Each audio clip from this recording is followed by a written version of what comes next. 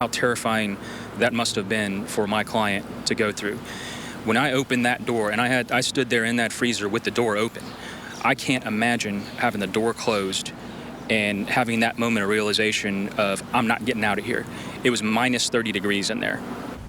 The investigation continues into the death of the Arby's employee who was found in the freezer of the New Iberia restaurant last month.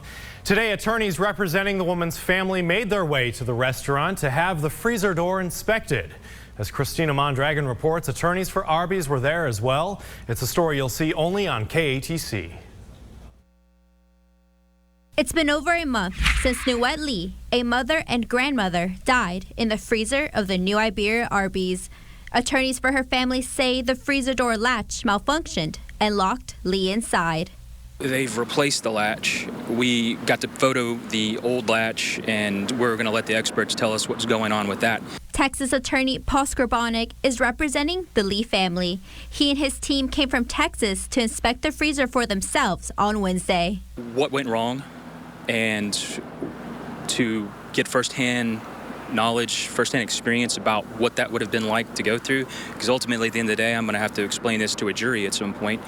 And having been in there, having felt it, I can't imagine what hours was like. I can't imagine.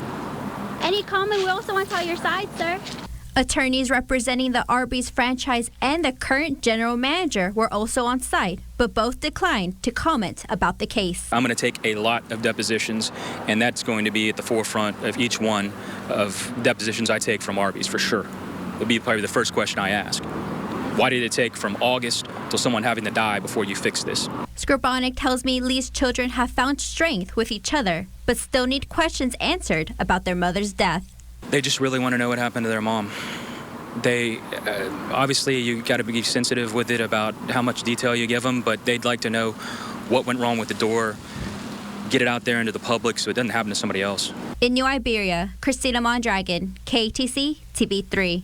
The family did file a wrongful death lawsuit last month in Texas against Arby's and other parties affiliated with the franchise owners.